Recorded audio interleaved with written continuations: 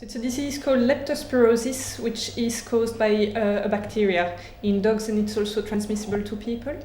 And what are the symptoms of this disease in dogs? So in dogs it can be quite variable. The quite most classical signs of it would be jaundice, vomiting, diarrhea and a reduced appetite, but it can also cause many other problems like bleeding tendencies or an abnormal heart rhythm, so it can be quite variable. So have there been any cases of this disease in Bristol? Yes, so we're seeing quite a lot of cases at the moment, and there seems to be an outbreak situation. And so we have seen about 10 cases recently in the last couple of months, and these are mostly from the South Bristol area.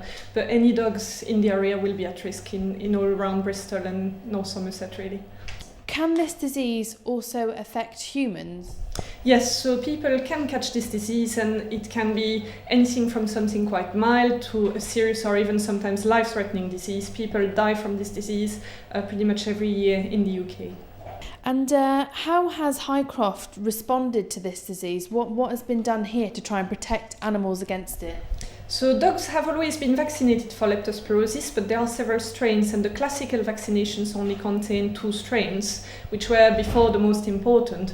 But now what's happening is we see cases in dogs that have been vaccinated with the classical vaccine, and we highly suspect that there is a new strain in the area that's sort of emerging and that dogs are not protected by classical vaccination for. And so we are now using a vaccine that covers for what we think is the strain that's occurring in the area. So how can our pets be protected from this disease? So as it's a disease that's mostly caused via contact with urine from wildlife or other dogs that have the disease, every dog can be at risk because obviously there will be wild rodents going everywhere and peeing on grass in parks, in your back garden. So it's very important that all the dogs are vaccinated for this disease.